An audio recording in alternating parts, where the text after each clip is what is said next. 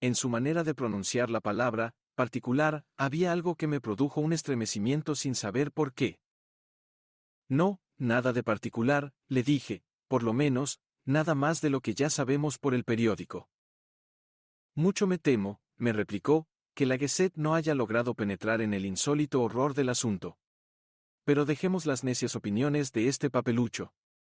Yo creo que si este misterio se ha considerado como insoluble, por la misma razón debería de ser fácil de resolver, y me refiero al outré carácter de sus circunstancias. La policía se ha confundido por la ausencia aparente de motivos que justifiquen, no el crimen, sino la atrocidad con que ha sido cometido. Asimismo, les confunde la aparente imposibilidad de conciliar las voces que disputaban con la circunstancia de no haber hallado arriba sino a Mademoiselle L. Espanaye, asesinada, y no encontrar la forma de que nadie saliera del piso sin ser visto por las personas que subían por las escaleras.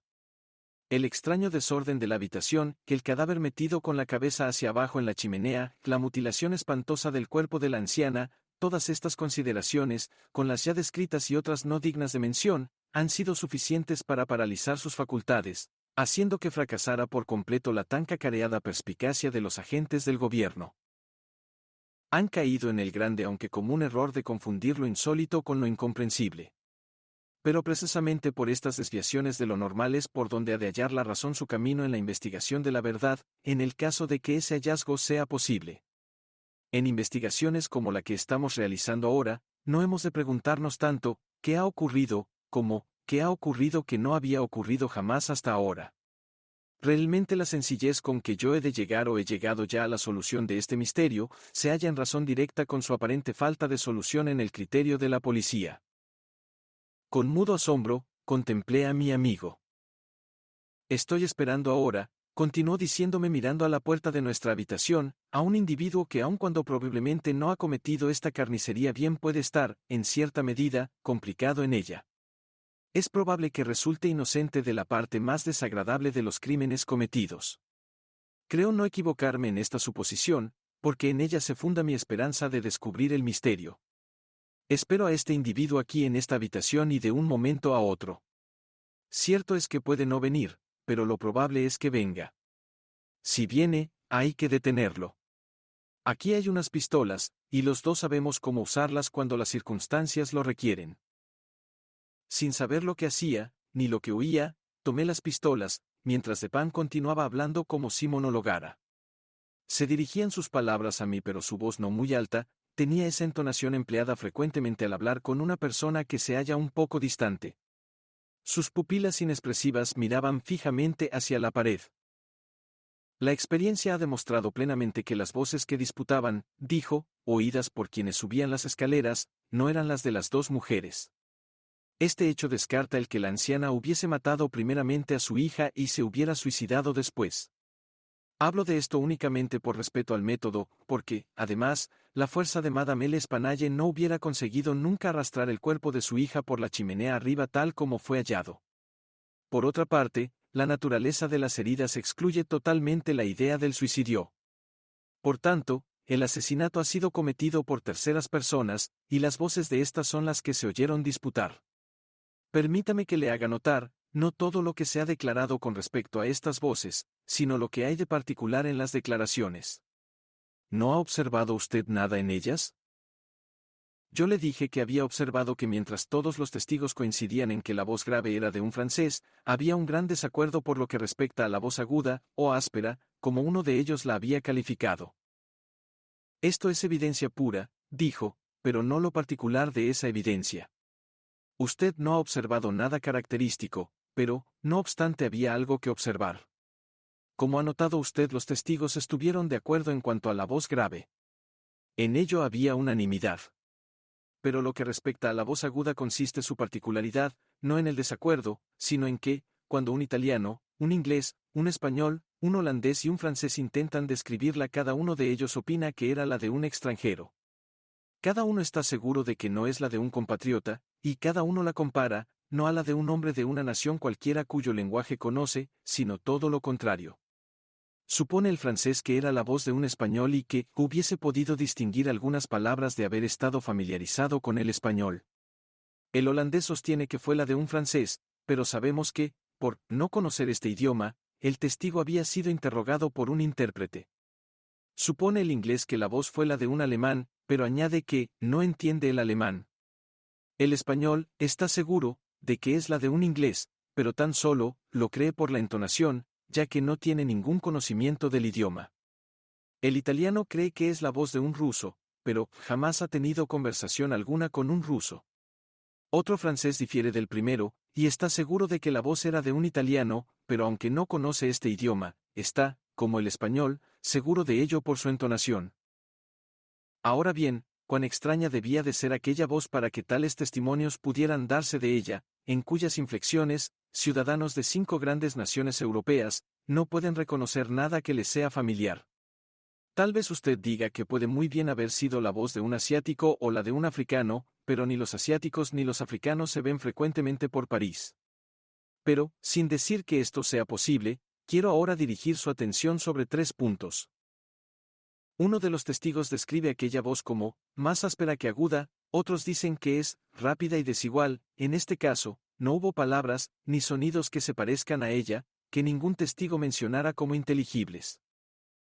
Ignoro qué impresión, continuó Dupin, puedo haber causado en su entendimiento, pero no dudo en manifestar que las legítimas deducciones efectuadas con solo esta parte de los testimonios conseguidos, la que se refiere a las voces graves y agudas, bastan por sí mismas para motivar una sospecha que bien puede dirigirnos en todo ulterior avance en la investigación de este misterio.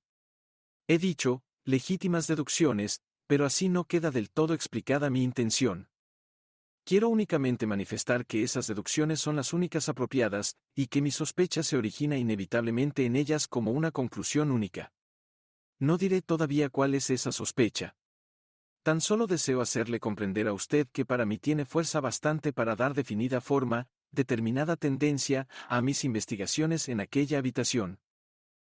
Mentalmente, trasladémonos a ella. ¿Qué es lo primero que hemos de buscar allí? Los medios de evasión utilizados por los asesinos. No hay necesidad de decir que ninguno de los dos creemos en este momento en acontecimientos sobrenaturales. Madame y Mademoiselle L'Espanaye no han sido, evidentemente, asesinadas por espíritus. Quienes han cometido el crimen fueron seres materiales y escaparon por procedimientos materiales. ¿De qué modo? Afortunadamente, solo hay una forma de razonar con respecto a este punto, y este habrá de llevarnos a una solución precisa. Examinemos, pues, uno por uno, los posibles medios de evasión. Cierto es que los asesinos se encontraban en la alcoba donde fue hallada Mademoiselle L'Espanaye, o, cuando menos, en la contigua, cuando las personas subían las escaleras. Por tanto, solo hay que investigar las salidas de estas 2 habitaciones. La policía ha dejado al descubierto los pavimentos, los techos y la mampostería de las paredes en todas partes. A su vigilancia no hubieran podido escapar determinadas salidas secretas. Pero yo no me fiaba de sus ojos y he querido examinarlo con los míos. En efecto, no había salida secreta. Las puertas de las habitaciones que daban al pasillo estaban cerradas perfectamente por dentro. Veamos las chimeneas. Aunque de anchura normal hasta una altura de 8 o 10 pies sobre los hogares, no puede, en toda su longitud, ni siquiera dar cabida a un gato corpulento. La imposibilidad de salida por los ya indicados medios es, por tanto, absoluta. Así, pues, no nos quedan más que las ventanas. Por la de la alcoba que da a la fachada principal no hubiera podido escapar nadie sin que la muchedumbre que había en la calle lo hubiese notado. Por tanto, los asesinos han de haber pasado por las de la habitación posterior. Llevados, pues, de estas deducciones y, de forma tan inequívoca, a esta conclusión, no podemos, según un minucioso razonamiento, rechazarla, teniendo en cuenta aparentes imposibilidades. Nos queda solo por demostrar que esas aparentes imposibilidades, en realidad no lo son. En la habitación hay 2 ventanas. Una de ellas no se halla obstruida por los muebles, y está completamente visible. La parte inferior de la otra la oculta a la vista la cabecera de la pesada armazón del lecho, estrechamente pegada a ella. La primera de las 2 ventanas está fuertemente cerrada y asegurada por dentro. Resistió a los más violentos esfuerzos de quienes intentaron levantarla. En la parte izquierda de su marco veíase un gran agujero practicado con una barrena, y un clavo muy grueso hundido en él hasta la cabeza. Al examinar la otra ventana se encontró otro clavo semejante, clavado de la misma forma, y un vigoroso esfuerzo para separar el marco fracasó también. La policía se convenció entonces de que por ese camino no se había efectuado la salida, y por esta razón consideró superfluo quitar aquellos clavos y abrir las ventanas. Mi examen fue más minucioso, por la razón que acabo ya de decir, ya que sabía era preciso probar que todas aquellas aparentes imposibilidades no lo eran realmente. Continué razonando así a posteriori. Los asesinos han debido de escapar por una de estas ventanas. Suponiendo esto, no es fácil que pudieran haberla sujetado por dentro, como se las ha encontrado, consideración que, por su evidencia, paralizó las investigaciones de la policía en este aspecto. No obstante, las ventanas estaban cerradas y aseguradas. Era, pues, preciso que pudieran cerrarse por sí mismas. No había modo de escapar a esta conclusión. Fui directamente a la ventana no obstruida, y con cierta dificultad extraje el clavo y traté de levantar el marco. Como yo suponía, resistió a todos los esfuerzos. Había, pues, evidentemente, un resorte escondido, y este hecho, corroborado por mi idea, me convenció de que mis premisas, por muy misteriosas que apareciesen las circunstancias relativas a los clavos, eran correctas. Una minuciosa investigación me hizo descubrir pronto el oculto resorte. Lo oprimí y, satisfecho con mi descubrimiento, me abstuve de abrir la ventana. Volví entonces a colocar el clavo en su sitio, después de haberlo examinado atentamente. Una persona que hubiera pasado por aquella ventana podía haberla cerrado y haber funcionado solo el resorte. Pero el clavo no podía haber sido colocado. Esta conclusión está clarísima, y restringía mucho el campo de mis investigaciones. Los asesinos debían, por tanto, de haber escapado por la otra ventana. Suponiendo que los dos resortes fueran iguales, como era posible, debía, pues, de haber una diferencia entre los clavos, o, por lo menos, en su colocación. Me subí sobre las correas de la armadura del lecho, y por encima de su cabecera examiné minuciosamente la segunda ventana. Pasando la mano por detrás de la madera, descubrí y apreté el resorte, que, como yo había supuesto, era idéntico al anterior. Entonces examiné el clavo. Era del mismo grueso que el otro, y aparentemente estaba clavado de la misma forma, hundido casi hasta la cabeza. Tal vez diga usted que me quedé perplejo, pero si piensa semejante cosa es que no ha comprendido bien la naturaleza de mis deducciones. Sirviéndome de un término deportivo, no me he encontrado ni una vez en falta. El rastro no se ha perdido ni un solo instante. En ningún eslabón de la cadena ha habido un defecto. Hasta su última consecuencia he seguido el secreto. Y la consecuencia era el clavo. En todos sus aspectos, he dicho, aparentaba ser análogo al de la otra ventana, pero todo esto era nada, tan decisivo como parecía, comparado con la consideración de que en aquel punto terminaba mi pista. Debe de haber algún defecto en este clavo, me dije. Lo toqué, y su cabeza, con casi un cuarto de su espiga, se me quedó en la mano. El resto quedó en el orificio donde se había roto. La rotura era antigua, como se deducía del óxido de sus bordes, y, al parecer, había sido producido por un martillazo que hundió una parte de la cabeza del clavo en la superficie del marco. Volví entonces a colocar cuidadosamente aquella parte en el lugar de donde la había separado, y su semejanza con un clavo intacto fue completa. La rotura era inapreciable. Apreté el resorte y levanté suavemente el marco unas pulgadas. Con él subió la cabeza del clavo, quedando fija en su agujero. Cerré la ventana, y fue otra vez perfecta la apariencia del clavo entero. Hasta aquí estaba resuelto el enigma. El asesino había huido por la ventana situada a la cabecera del lecho. Al bajar por sí misma, luego de haber escapado por ella, o tal vez al ser cerrada deliberadamente, se había quedado sujeta por el resorte, y la sujeción de éste había engañado a la policía, confundiéndola con la del clavo, por lo cual se había considerado innecesario proseguir la investigación. El problema era ahora saber cómo había bajado el asesino. Sobre este punto me sentía satisfecho de mi paseo en torno al edificio. Aproximadamente a 5 pies y medio de la ventana en cuestión, pasa la cadena de un pararrayos. Por esta hubiera sido imposible a cualquiera llegar hasta la ventana, y ya no digamos entrar. Sin embargo, al examinar los postigos del cuarto piso, vi que eran de una especie particular, que los carpinteros parisienses llaman ferrades, especie poco usada hoy, pero hallada frecuentemente en las casas antiguas de Lyon y Burdeos. Tienen la forma de una puerta normal, sencilla y no de dobles batientes, excepto que su mitad superior está enrejada o trabajada a modo de celosía, por lo que ofrece un asidero excelente para las manos. En el caso en cuestión, estos postigos tienen una anchura de 3 pies y medio más o menos. Cuando los vimos desde la parte posterior de la casa, los dos estaban abiertos hasta la mitad, que es decir, formaban con la pared un ángulo recto. Es probable que la policía haya examinado, como yo, la parte posterior del edificio, pero al mirar las ferrades en el sentido de su anchura, como deben de haberlo hecho, no se han dado cuenta de la dimensión en este sentido, o cuando menos no le han dado la necesaria importancia. En realidad, una vez se convencieron de que no podía efectuarse la huida por aquel lado, no lo examinaron sino superficialmente. Sin embargo, para mí era claro que el postigo que pertenecía a la ventana situada a la cabecera de la cama, si se abría totalmente, hasta que tocara la pared, llegaría hasta unos 2 pies de la cadena del pararrayos. También estaba claro que con el esfuerzo de 3.5 pies igual a 1 metro aproximadamente 4 pies igual a 60 centímetros, aproximadamente, a una energía y un valor insólitos podía muy bien haberse entrado por aquella ventana con ayuda de la cadena. Llegado a aquella distancia de 2 pies y medio, supongamos ahora abierto el postigo, un ladrón hubiese podido encontrar en el enrejada un sólido asidero, para que luego, desde él, soltando la cadena y apoyando bien los pies contra la pared, pudiera lanzarse rápidamente, caer en la habitación y atraer hacia sí violentamente el postigo, de modo que se cerrase, y suponiendo, desde luego, que se hallara siempre la ventana abierta. Tenga usted en cuenta que me he referido a una energía insólita, necesaria para llevar a cabo con éxito una empresa tan arriesgada y difícil.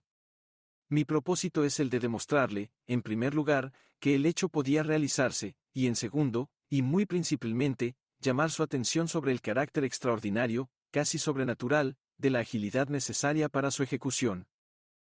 Me replicará usted, sin duda, valiéndose del lenguaje de la ley, que para defender mi causa, debiera más bien prescindir de la energía requerida en ese caso antes que insistir en valorarla exactamente.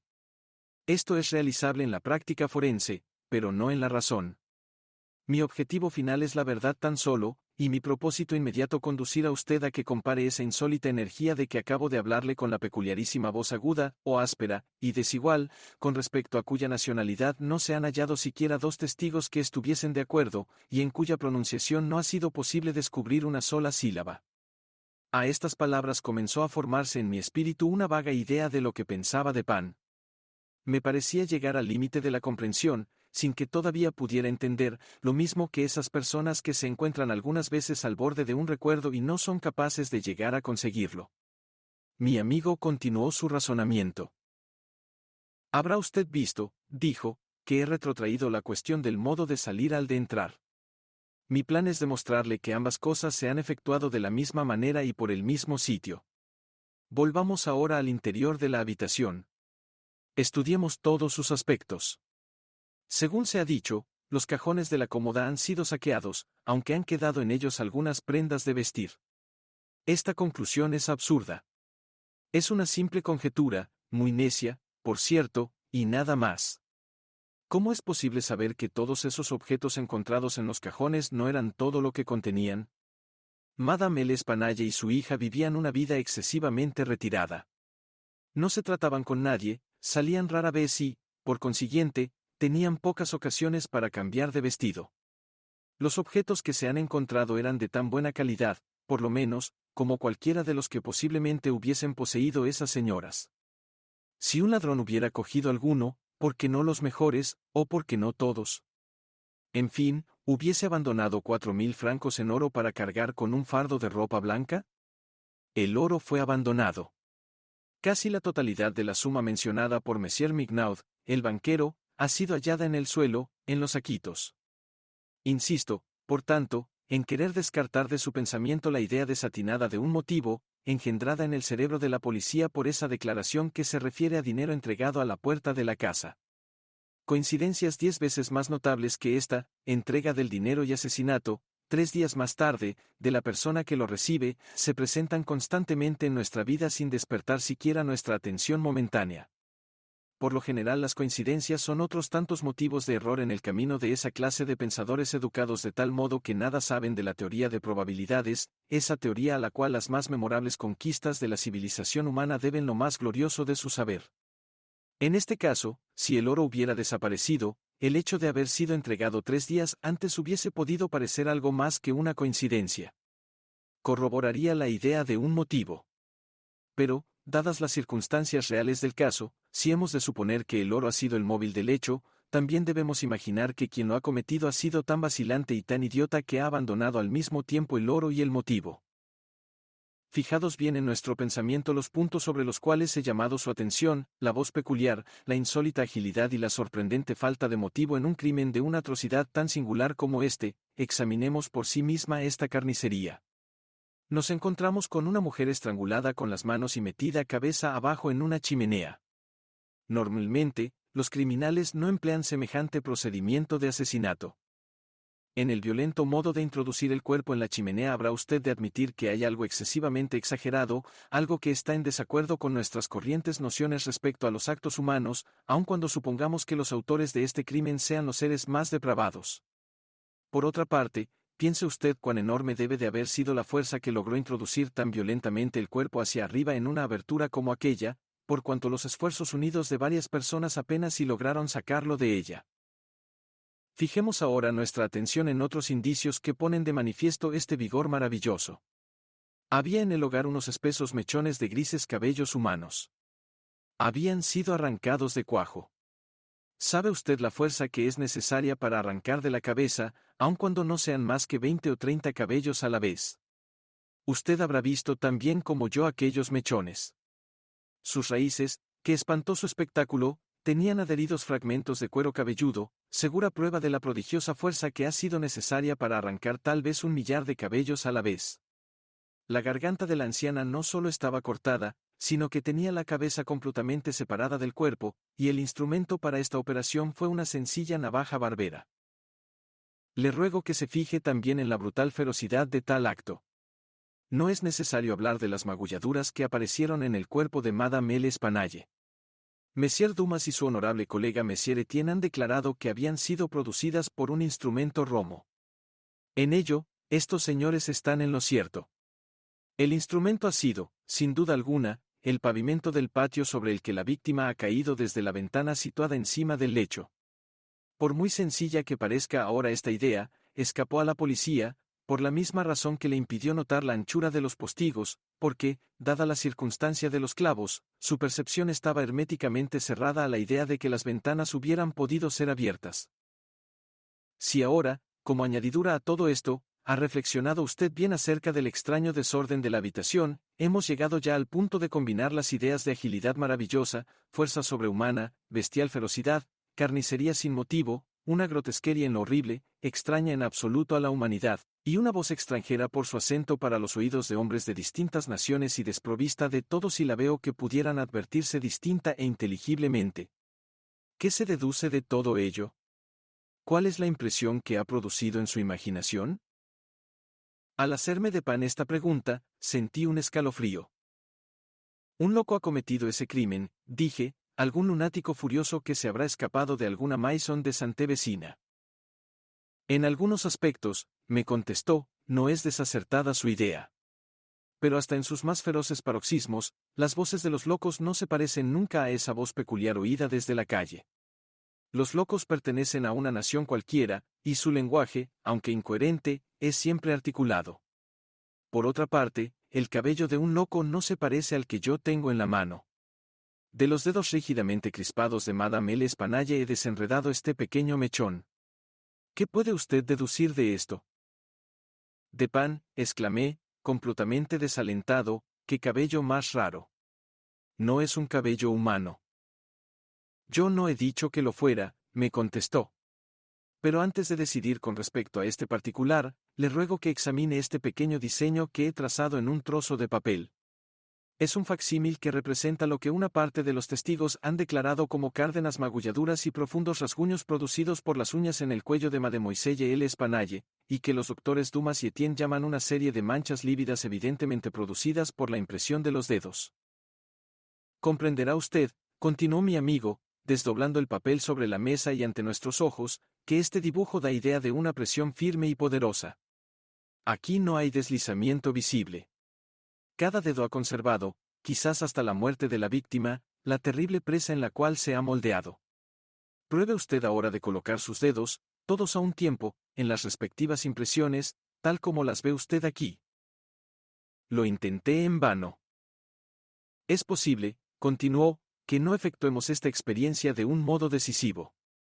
El papel está desplegado sobre una superficie plana, y la garganta humana es cilíndrica. Pero aquí tenemos un tronco cuya circunferencia es, poco más o menos, la de la garganta. Arrolla a su superficie este diseño y volvamos a efectuar la experiencia. Lo hice así, pero la dificultad fue todavía más evidente que la primera vez. Esta, dije, no es la huella de una mano humana. Ahora, lea este pasaje de Cuvier, continuó Dupin. Era una historia anatómica, minuciosa y general, del gran orangután salvaje de las islas de la India Oriental. Son bien conocidas de todo el mundo la gigantesca estatura, la fuerza y agilidad prodigiosas, la ferocidad salvaje y las facultades de imitación de estos mamíferos.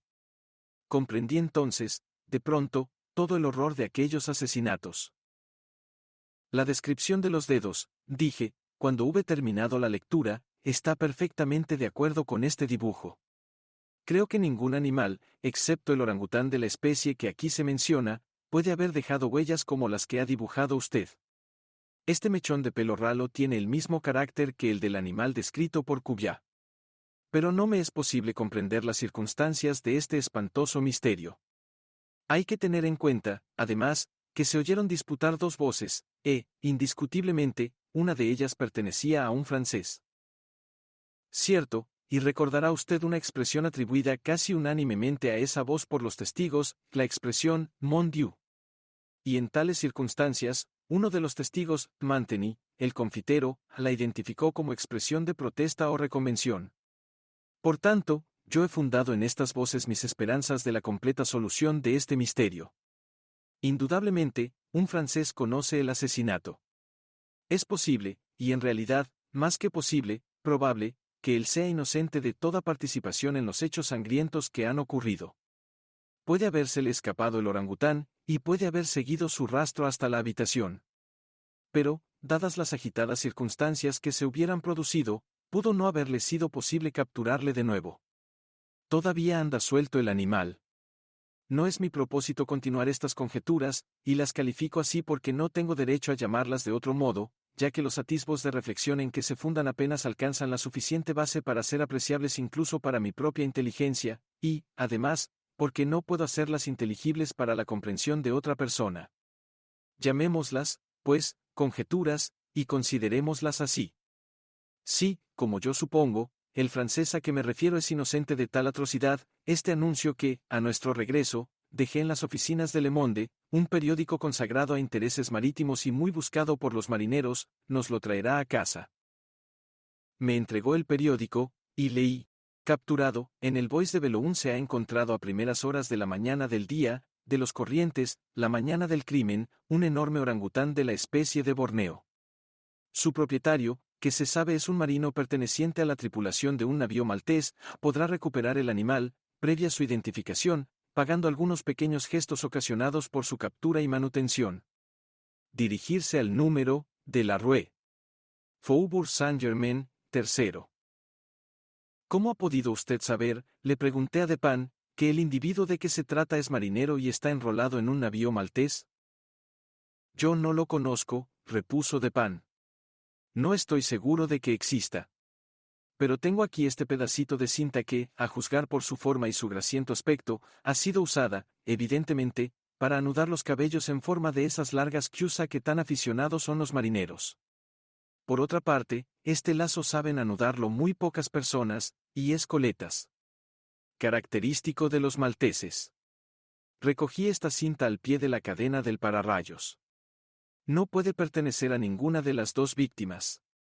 Todo lo más, si me he equivocado en mis deducciones con respecto a este lazo, es decir, pensando que ese francés sea un marinero enrolado en un navío maltés, no habré perjudicado a nadie diciendo lo que he dicho en el anuncio. Si me he equivocado, supondrá el que algunas circunstancias me engañaron, y no se tomará el trabajo de inquirirlas. Pero, si es cierto, habremos dado un paso muy importante. Aunque inocente del crimen, el francés habrá de conocerlo, y vacilará entre si debe responder o no al anuncio y reclamar o no al orangután. Sus razonamientos serán los siguientes: soy inocente, soy pobre, mi orangután vale mucho dinero, una verdadera fortuna para un hombre que se encuentra en mi situación. ¿Por qué he de perderlo por un vano temor al peligro? Lo tengo aquí, a mi alcance. Lo encontraron en el Bois de Boulogne, a mucha distancia del escenario de aquel crimen. ¿Quién sospecharía que un animal ha cometido semejante acción? La policía está despistada. No ha obtenido el menor indicio.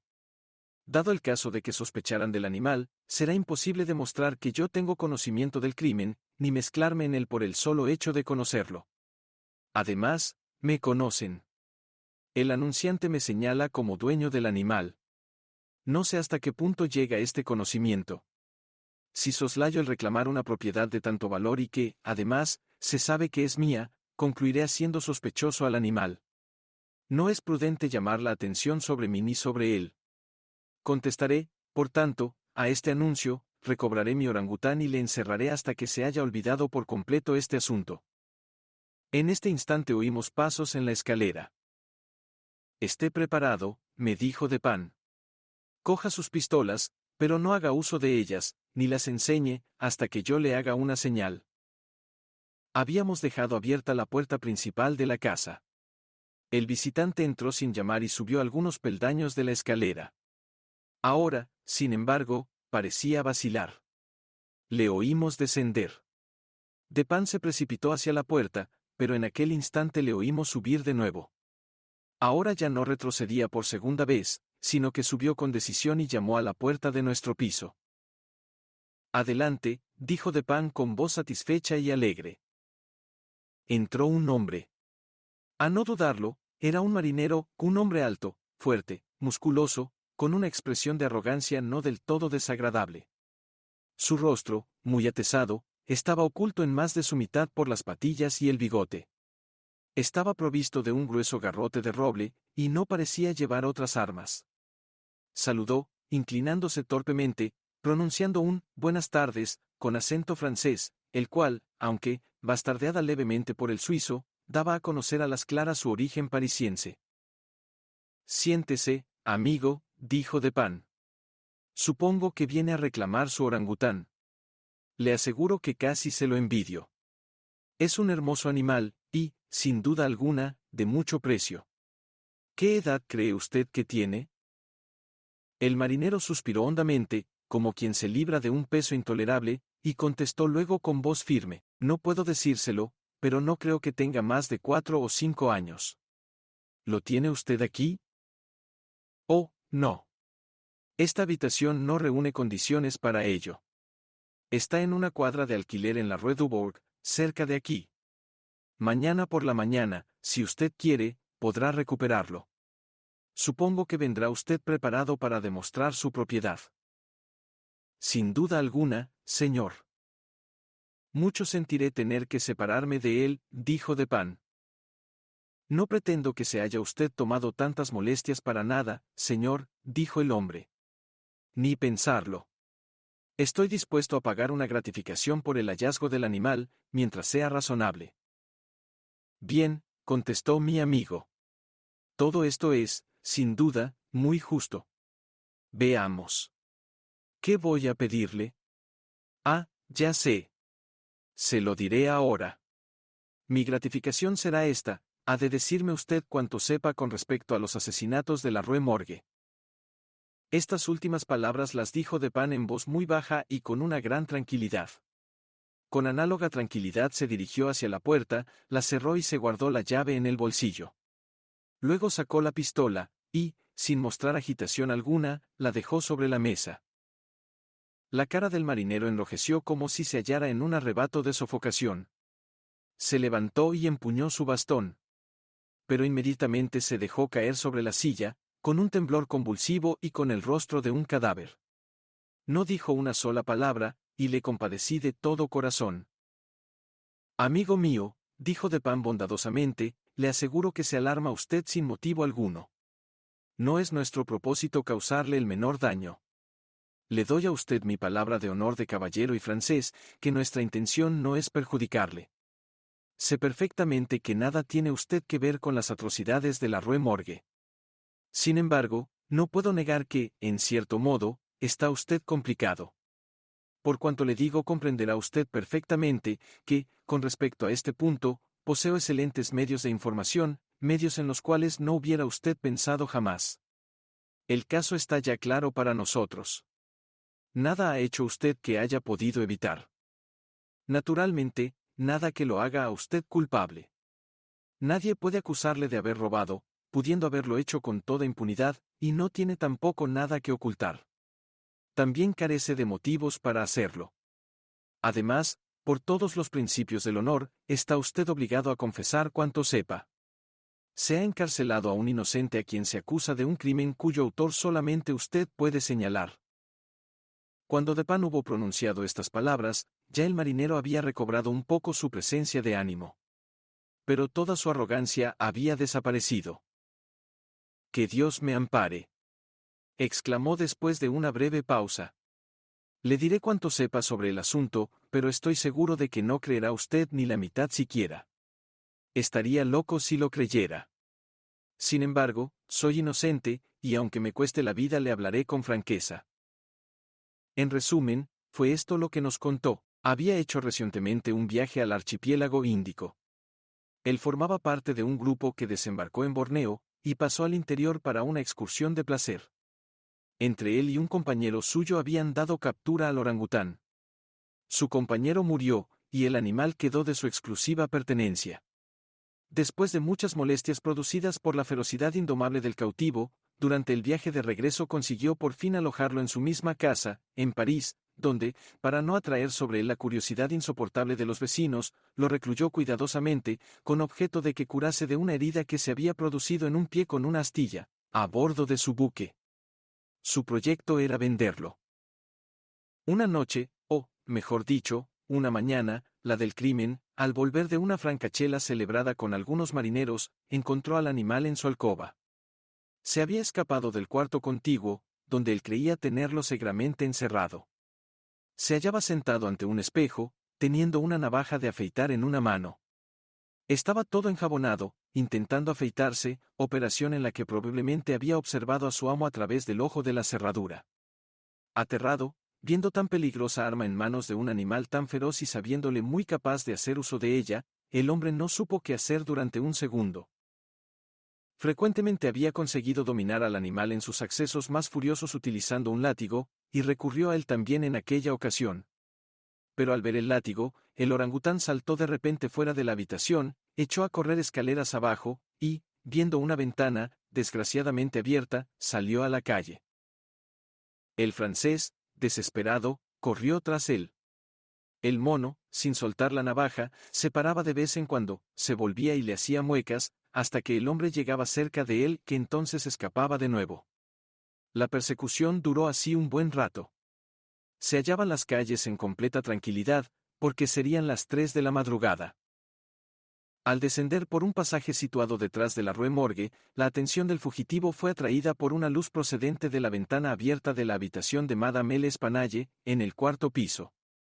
Se precipitó hacia la casa, y al ver la cadena del pararrayos, trepó ágilmente por ella, se agarró al postigo, que estaba abierto de par en par hasta la pared, y, apoyándose en esta, se lanzó sobre la cabecera de la cama. Apenas si toda esta gimnasia duró un minuto. El orangután, al entrar en la habitación, había rechazado contra la pared el postigo, que de nuevo quedó abierto. El marinero estaba entonces contento y perplejo. Tenía grandes esperanzas de capturar ahora al animal, que podría escapar difícilmente de la trampa donde se había metido, de no ser que lo hiciera por la cadena, donde él podría salirle al paso cuando descendiese. Por otra parte, le inquietaba grandemente lo que pudiera ocurrir en el interior de la casa, y esta última reflexión le decidió a seguir al fugitivo. Para un marinero no es difícil trepar por una cadena de pararrayos. Pero una vez hubo llegado a la altura de la ventana, cerrada entonces, se vio en la imposibilidad de alcanzarla. Todo lo que pudo hacer fue dirigir una rápida ojeada al interior de la habitación. lo que vio le sobrecogió de tal modo de terror que estuvo a punto de caer. Fue entonces cuando se oyeron los terribles gritos que despertaron, en el silencio de la noche, al vecindario de la Rue Morgue. Madame L'Espanaye y su hija, vestidas con sus camisones, estaban, según parece, arreglando algunos papeles en el cofre de hierro ya mencionado, que había sido llevado al centro de la habitación. Estaba abierto, y esparcido su contenido por el suelo. Sin duda, las víctimas se hallaban de espaldas a la ventana, y, a juzgar por el tiempo que transcurrió entre la llegada del animal y los gritos, es probable que no se dieran cuenta inmediatamente de su presencia. El golpe del postigo debió de ser verosímilmente atribuido al viento. Cuando el marinero miró al interior, el terrible animal había asido a Madame L'Espanaye por los cabellos, que, en aquel instante, tenía sueltos, por estarse peinando, y movía la navaja ante su rostro imitando los ademanes de un barbero. La hija yacía inmóvil en el suelo, desvanecida. Los gritos y los esfuerzos de la anciana, durante los cuales estuvo arrancando el cabello de su cabeza, tuvieron el efecto de cambiar los probables propósitos pacíficos del orangután en pura cólera. Con un decidido movimiento de su hercúleo brazo le separó casi la cabeza del tronco. A la vista de la sangre, su ira se convirtió en frenesí. Con los dientes apretados y despidiendo llamas por los ojos, se lanzó sobre el cuerpo de la hija y clavó sus terribles garras en su garganta, sin soltarla hasta que expiró. Sus extraviadas y feroces miradas se fijaron entonces en la cabecera del lecho, sobre la cual la cara de su amo, rígida por el horror, apenas si se distinguía en la oscuridad. La furia de la bestia, que recordaba todavía el terrible látigo, se convirtió instantáneamente en miedo. Comprendiendo que lo que había hecho le hacía acreedor de un castigo, pareció deseoso de ocultar su sangrienta acción. Con la angustia de su agitación y nerviosismo, comenzó a dar saltos por la alcoba, derribando y destrozando los muebles con sus movimientos y levantando los colchones del lecho. Por fin, se apoderó del cuerpo de la joven y a empujones lo introdujo por la chimenea en la posición en que fue encontrado. Inmediatamente después se lanzó sobre el de la madre y lo precipitó de cabeza por la ventana. Al ver que el mono se acercaba a la ventana con su mutilado fardo, el marinero retrocedió horrorizado hacia la cadena, y, más que agarrándose, dejándose deslizar por ella, se fue inmediata y precipitadamente a su casa, con el temor de las consecuencias de aquella horrible carnicería, y abandonando gustosamente, tal fue su espanto, toda preocupación por lo que pudiera sucederle al orangután. Así, pues, las voces oídas por la gente que subía las escaleras fueron sus exclamaciones de horror, mezcladas con los diabólicos parloteos del animal. Poco me queda que añadir. Antes del amanecer, el orangután debió de huir de la alcoba, utilizando la cadena del pararrayos. Maquinalmente cerraría la ventana al pasar por ella. Tiempo más tarde fue capturado por su dueño, quien lo vendió por una fuerte suma para el jardín de Esplantes. Después de haber contado cuanto sabíamos, añadiendo algunos comentarios por parte del prefecto de policía, Le Bon fue puesto inmediatamente en libertad. El funcionario, por muy inclinado que estuviera en favor de mi amigo, no podía disimular de modo alguno su mal humor, viendo el giro que el asunto había tomado y se permitió una o dos frases sarcásticas con respecto a la corrección de las personas que se mezclaban en las funciones que a él le correspondían. Déjele que diga lo que quiera, me dijo luego de Pan, que no creía oportuno contestar. Déjele que hable. Así aligerará su conciencia. Por lo que a mí respecta, estoy contento de haberle vencido en su propio terreno. No obstante, el no haber acertado la solución de este misterio no es tan extraño como él supone, porque, realmente, nuestro amigo el prefecto es lo suficientemente agudo para pensar sobre ello con profundidad. Pero su ciencia carece de base. Todo él es cabeza, más sin cuerpo, como las pinturas de la diosa Leverne, o, por mejor decir, todo cabeza y espalda, como el bacalao. Sin embargo, es una buena persona. Le aprecio particularmente por un rasgo magistral de hipocresía, al cual debe su reputación de hombre de talento. Me refiero a su modo de dire ce qui est, et d'expliquer ce qui en est pas. Fin.